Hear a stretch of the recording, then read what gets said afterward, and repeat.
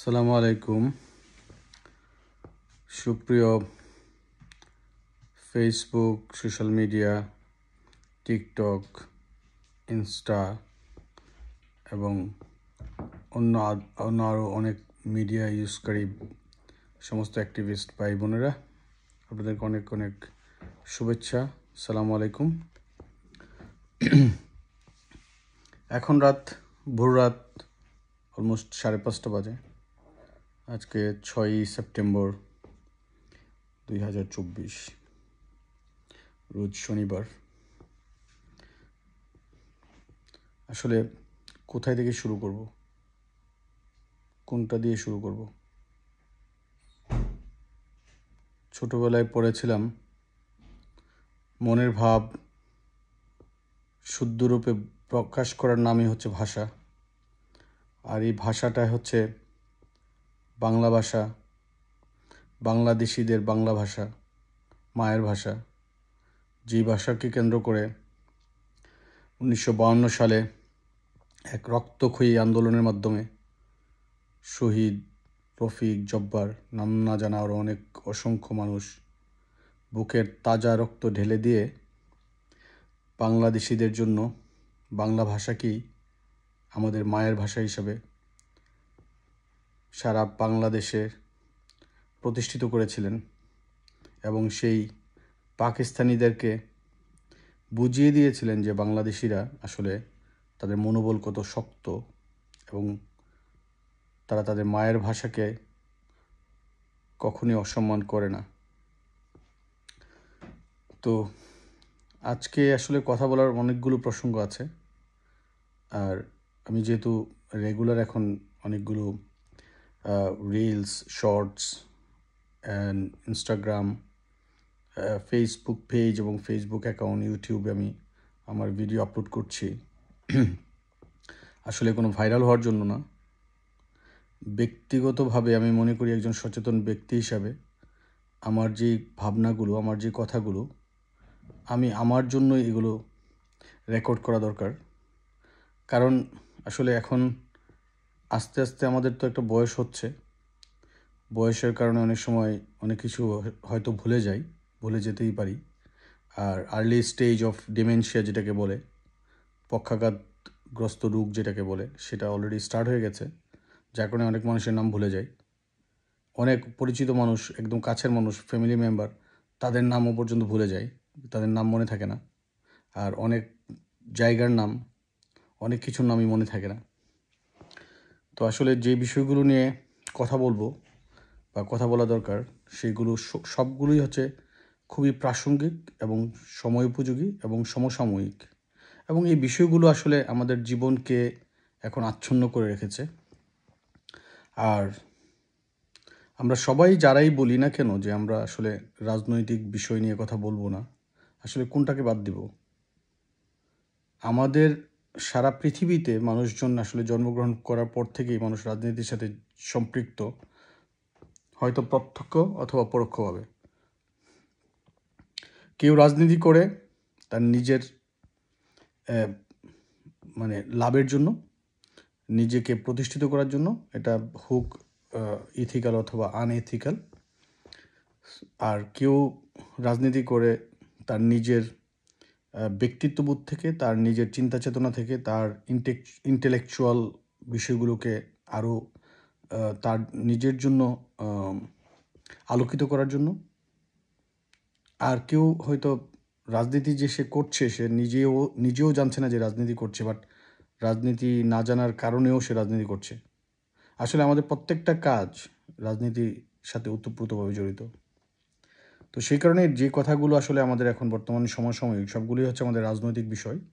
আর এই রাজনৈতিক বিষয়গুলোর মধ্যে আমাদের সমস্ত ভাব আদান প্রদান এবং আমাদের মনের ভাব যেগুলো আছে, মনের ভাষা প্রকাশ করার যে বিষয়গুলো আছে, সবগুলো জড়িত এবং নিহিত। এবং আমরা আসলে যেই কথাগুলো আমরা বলতে চাই, সেই কথাগুলো আমরা যেই ফর্মেই বলতে চাই না কেন, দেখা গেলো যে আমি যে কথাটা এখন বলবো বা বলতে চাচ্ছি, আমার এই ভাবনাটা হয়তো অসংখ্য মানুষের ভাবনার সাথে মিলে যাবে এবং অসংখ্য মানুষের ভাবনা আমার সাথে মিলে যাবে। আর যার কারণে আমি আমার রিপ্রেজেন্টেশনটা করছি।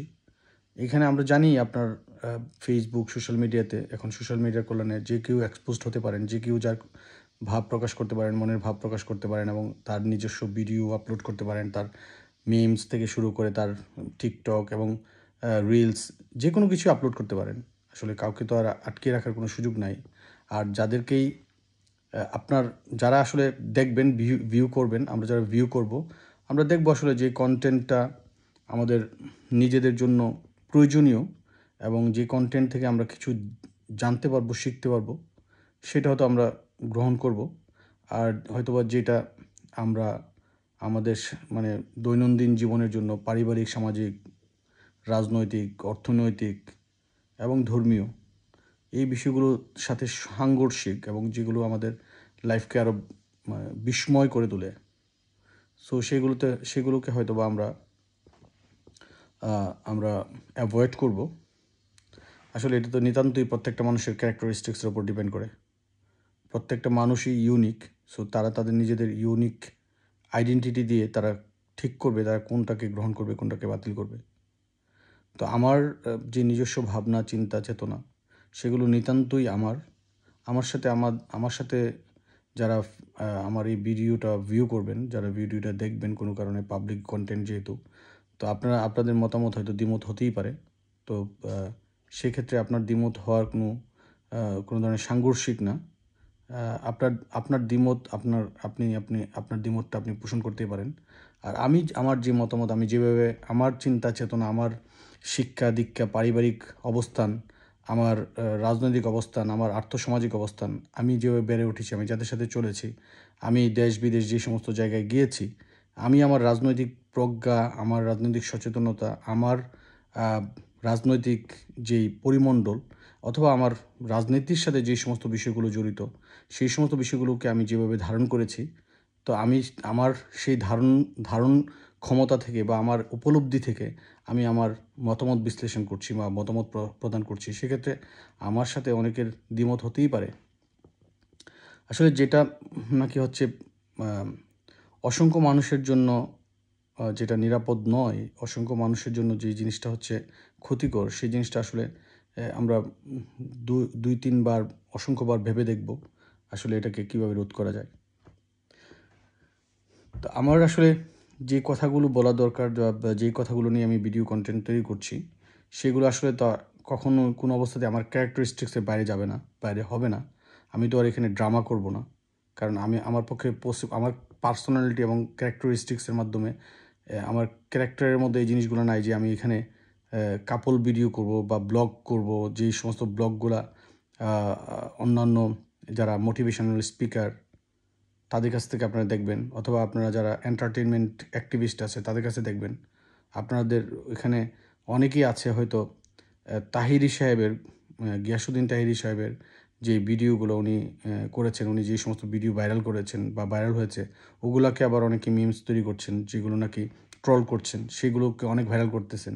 যেমন একজন আছেন আমাদের তাহিরি আপা, তারপরে আছেন হচ্ছে, আমি আসলে নাম ভুলে যাই, আমাকে দেখে বলতে হবে কারা কারা আসলে এই সোশ্যাল মিডিয়াতে গত লাস্ট 2014 থেকে 2024 এই 10 ইয়ার্স আমাদের মাইন্ডটাকে টোটালি ডাইভার্ট করে রেখেছেন। আর আসলে এটা প্রত্যেকটা বিষয় সম্ভব হয়েছে হলো গভর্নমেন্টের পৃষ্ঠপোষকতায়। যেই সরকার আসলে মানুষকে স্বাভাবিক এবং সঠিক মেধা বিকাশ করার সুযোগ দেয় নাই এবং মানুষকে চিত্ত বিনোদনের জন্য যেই বিষয়গুলো থাকা দরকার, শ্লীলতা থাকা দরকার, অর্থাৎ শ্লীলতাহানি, অশ্লীলতা, সেই জিনিসগুলোকে মানুষের মধ্যে ঢুকিয়ে দিয়েছে, যাতে করে মানুষ এগুলো নিয়ে ব্যস্ত থাকে।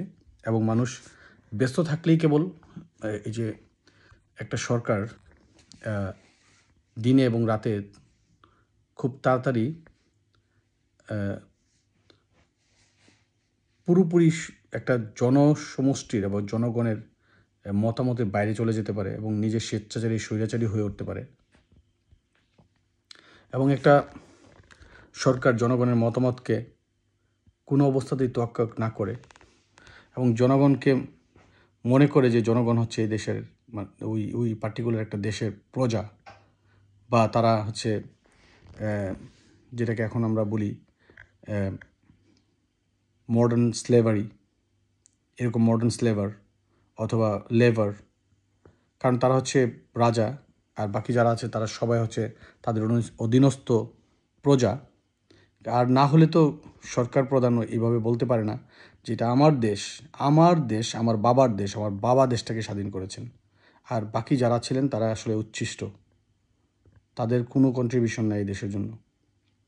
আর যার কারণে উনি বলেন, উনি বিগত সরকার অর্থাৎ স্বৈরাচারী একটা ভাবধারা, স্বৈরাচারী একটা চিন্তা চেতনা এবং এই যে অহংকার বোধ, সে বারবারই বলতেন যে সব কিছু বন্ধ করে দিবেন, কোনো কিছু উনি রাখবেন না জনগণের জন্য, জনগণের সেবার জন্য, উনি সব কিছু বন্ধ করে দিবেন। কারণ হচ্ছে উনি সব কিছু তৈরি করেছেন। আর উনি ওনার অনেক ভিডিওতে তুচ্ছ-তাচ্ছিল্য করে জনগণের প্রতি যে ধরনের ভাব উনি প্রকাশ করেছেন, যে ধরনের মতামত উনি দিয়েছেন, সেইগুলো তো আমি আসলে বিশ্লেষণ করব টাইম টু টাইম। তো ওনার ওই কথাগুলোর মধ্যে হচ্ছে উনি 15 কোটি মানুষকে উনি খাওয়ান। উনি হচ্ছেন আমাদের অন্নদাতা, আমাদের বাসস্থানদাতা, আমাদের চিকিৎসাদাতা, আমাদের শিক্ষাদাতা। উনি সব কিছু ছিলেন।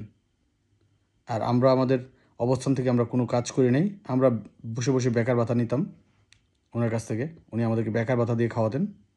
আর ওনার বাপ আমাদেরকে দেশটা স্বাধীন করে দিয়ে গেছেন। তো এই বিষয়ে কথা বলে তো অনেক কথা বলা যাবে। আর এইগুলো কেন সম্ভব হয়েছে? এই 15 বছরে সম্ভব হয়েছে একমাত্র একটা জাতিকে মানসিকভাবে বিকারগ্রস্ত করার জন্য যা যা কন্টেন্ট দরকার, এই সোশ্যাল মিডিয়াতে এই সমস্ত কন্টেন্ট বিদ্যমান ছিল। মানুষ মনে করতো যে আসলে তো আমার কিছু হয় নাই, ওই XYZ এর হয়েছে, সে তো বিএনপি করতো, সে তো জামাতে ইসলামী করতো, সে তো অন্য বাম দলের রাজনীতি করতো, সে তো গভর্নমেন্টের বিরোধী কাজ করতেছে, হ্যাঁ, তো সেই জন্য ধরেছে। প্রত্যেকটা জায়গাতে ধরতে ধরতে যখন মানুষের সবার মানে কণ্ঠ রোধ করা হয়েছে, আর যখনই মনে হয়েছে যে মাস পিপলকে এফেক্ট করতেছে, তখনই কিন্তু মানুষ আসলে বিক্ষোভে ফেটে পড়েছেন। মানুষের ক্ষোভ এবং ক্রোধ এবং মানুষের যেই ঘৃণা, সেগুলো মানুষ প্রকাশ করেছেন 5ই আগস্টে আমরা সেই মানুষের ক্ষোভ, ক্রোধ এবং ঘৃণার বহিঃপ্রকাশ দেখেছি রাজপথে এবং বিভিন্ন জায়গায়, যেখানে অসংখ্য স্থাপনায় আক্রমণ করা হয়েছে, অসংখ্য স্থাপনাকে জ্বালিয়ে দেওয়া হয়েছে এবং অসংখ্য বাড়িঘরে লুটপাট করা হয়েছে। এবং এগুলো যদিও আমি নিজে ব্যক্তিগতভাবে এগুলো সমর্থন করি না, কারণ একটা ব্যক্তি যদি কোনো কারণে সে সমাজের জন্য ক্ষতিকর হয়ে থাকে, সমাজের জন্য এমন কিছু করে যেই কাজটার জন্য অসংখ্য মানুষ, নিরপরাধ মানুষ শাস্তি পেয়েছে, নিরপরাধ মানুষের ক্ষতি হয়েছে এবং দাঙ্গা ফাসাদ হয়েছে, সেই মানুষটাকে আইনের আওতায় আনা দরকার ছিল এবং আইনের আওতায় এনে তাকে যথেষ্ট পরিমাণে এক্সাম্পলারি শাস্তি দেওয়ার ব্যবস্থা করার উচিত ছিল। যে জিনিসটা না করে মানুষের তো আমরা কেউ কাউকে তো আটকে রাখতে পারছে না, কারণ হচ্ছে এত পরিমাণ মানুষের ক্ষোভ ছিল যে ক্ষোভগুলোর বহিঃপ্রকাশই হয়েছে এরকম। আমি বিগত কিছু ভিডিওতেও বলেছি যে আমাদের মাশরাফি, নড়াইলের মাশরাফি বাংলাদেশ ক্রিকেটের একটা উজ্জ্বল নক্ষত্র ছিল এবং মাশরাফি তার বাড়িতে অ্যাটাক করেছে, ওনার বাড়িতে যেই অগ্নিসংযোগ করেছে, এটা আসলে করার কথা না। কারণ মাশরাফি আমার জানা মতে উনি নড়াইলের অনেক ভালো ভালো কাজ করেছেন, জনগণের জন্য উনি করেছেন, উনি জনগণের সাথে মিশে গিয়েছিলেন। আসলে মাশরাফিকে মানুষ ভালোবাসলেও আওয়ামী লীগে উনি জয়েন করার কারণে মানুষের যে ক্ষোভটা আওয়ামী লীগের প্রতি ছিল, সেই ক্ষোভটাই মাশরাফির উপরে এসে পড়েছে এবং এই ধরনের ঘটনাই ঘটেছে সারা বাংলাদেশে। এবং মানুষ যত শেখ মুজিবুর রহমান সাহেবের যত মূর্তি ছিল, সেই মূর্তিগুলোকে ভেঙে ফেলেছে। এবং কেন ভেঙে ফেলেছে এই প্রশ্নটার উত্তর আসলে আপনারা জনগণ সবাই জানেন এবং আপনারা এই বিষয়টাকে বিশ্লেষণ করবেন।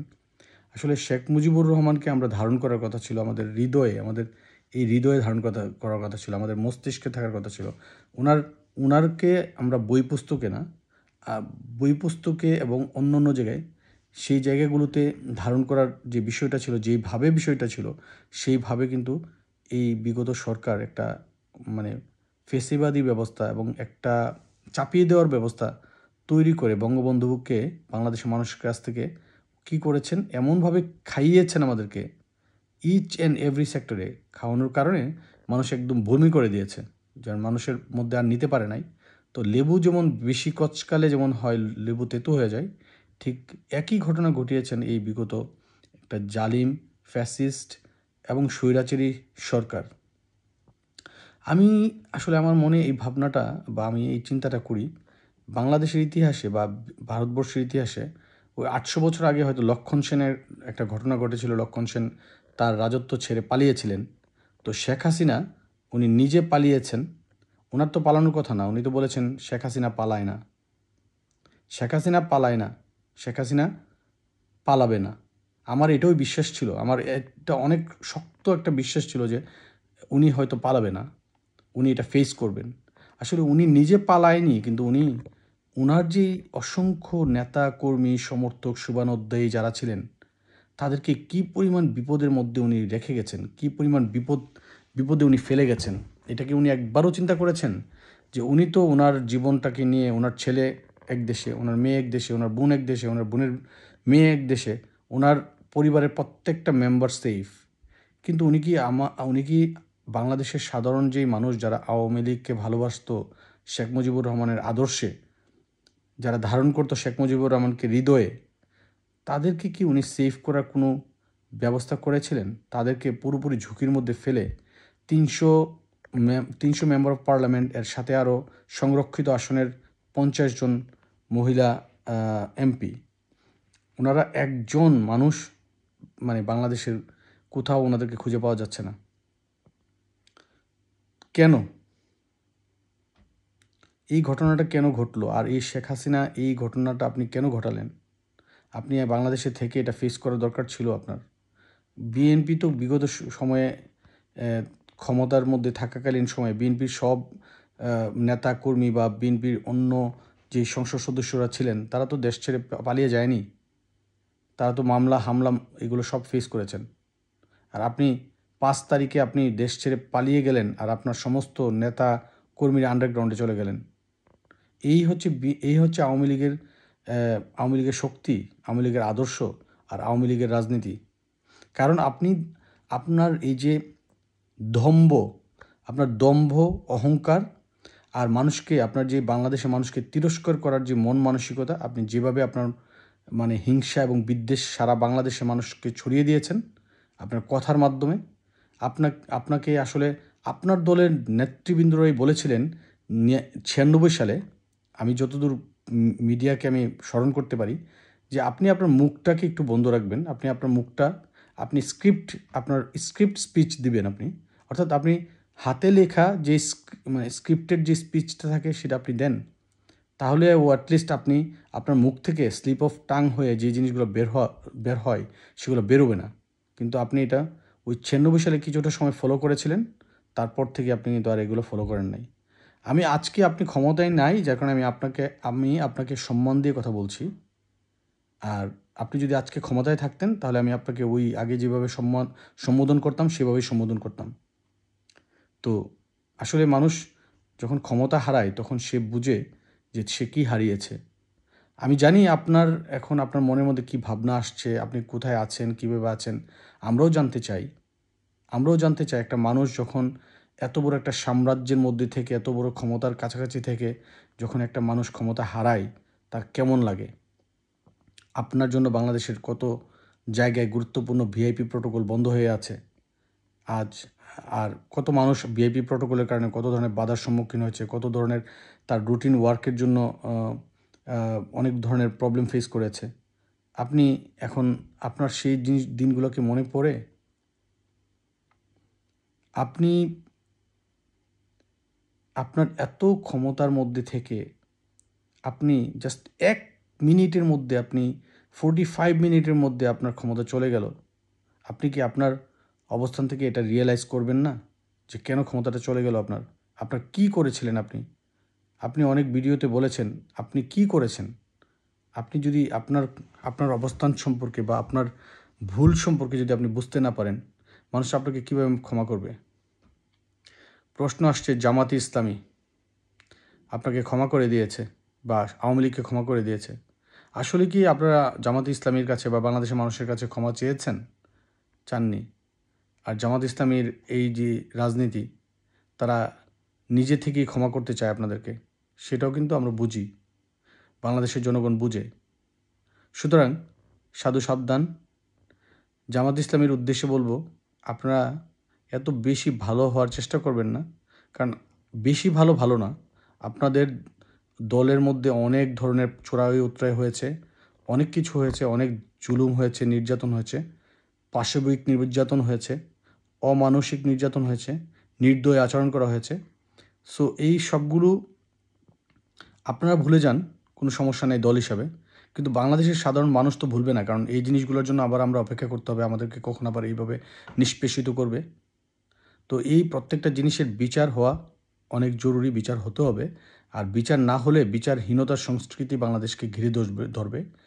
যেমনিভাবে শেখ মুজিবুর রহমান সাহেবের হত্যার বিচার করা হয়েছে 50 বছর পরে।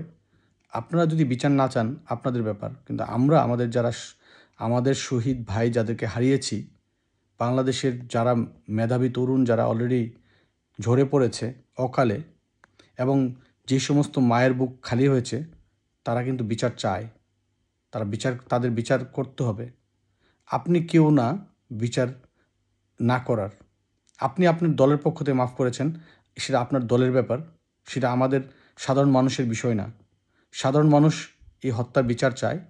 যাদেরকে হত্যা করা হয়েছে, যাদেরকে আহত করা হয়েছে, যাদেরকে নৃশংসভাবে আক্রমণ করে ট্রমাটাইজ করা হয়েছে, এবং যারা এখনও হসপিটালের বেডে কাতরাচ্ছেন এবং প্রতিদিনই একজন দুজন করে আবারও মারা যাচ্ছেন, আমরা তাদের পক্ষ থেকে বজ্রকণ্ঠে আওয়াজ করছি, আমরা বিচার চাই। আমরা তাদের যথাযথ বিচার চাই।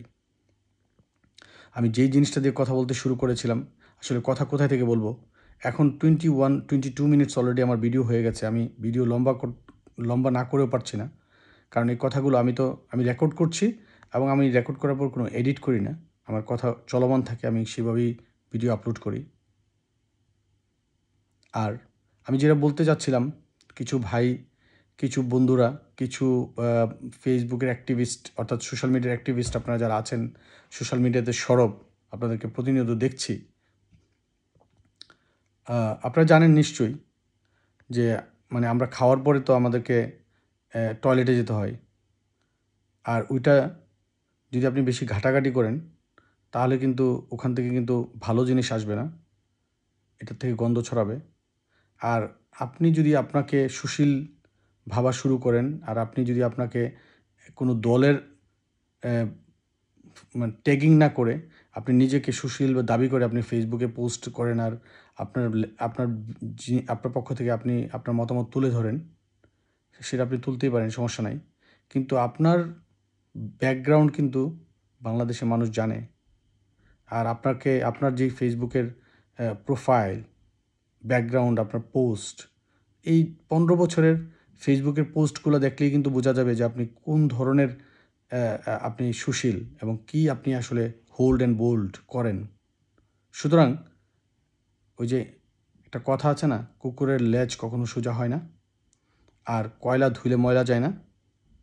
সুতরাং নিজেকে আপনি একটা নিউট্রাল অবস্থানে রাখতে পারবেন না যখন আপনি নিজেকে একটা দলের আদর্শ ধারণ করবেন, আদর্শ ধারণ করে আপনি কাজ করবেন, তখন আপনি আপনাকে নিউট্রালাইজ কীভাবে করবেন?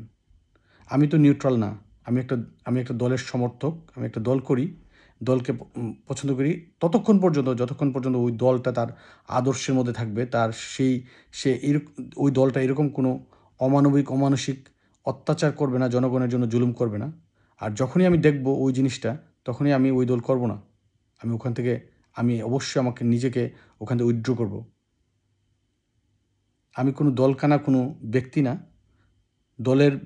কারণ আমি দলের মধ্যে এমন কোনো দায়িত্বের মধ্যে নাই যে আমি দলের বিপক্ষে কথা বলতে পারবো না।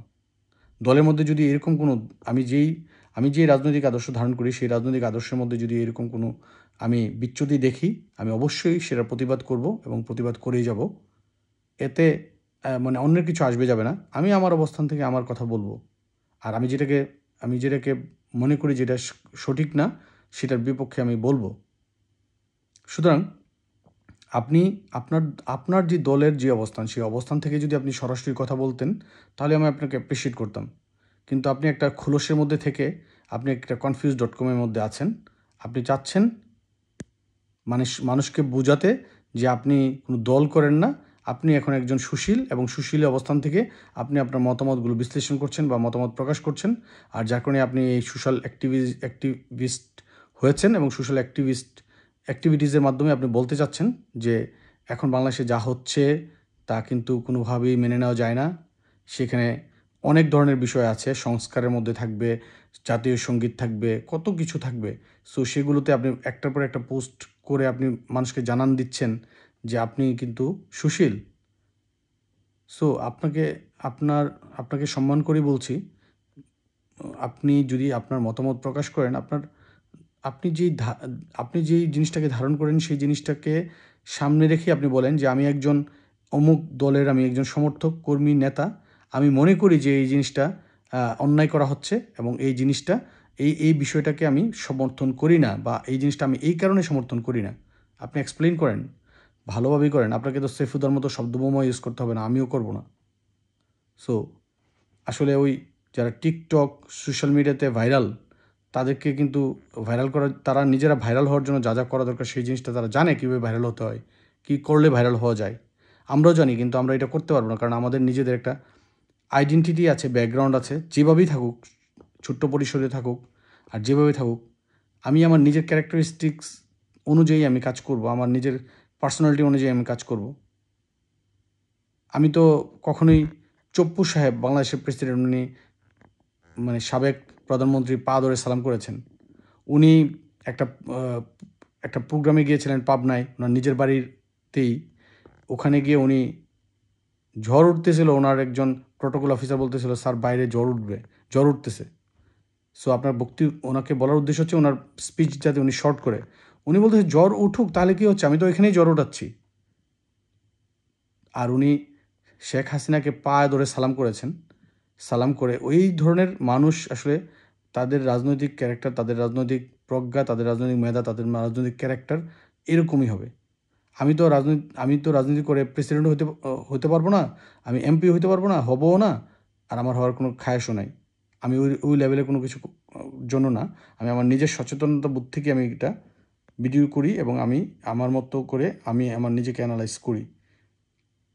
সুতরাং আমার পার্সোনালিটির সাথে অন্যের পার্সোনালিটি তো মিলবে না।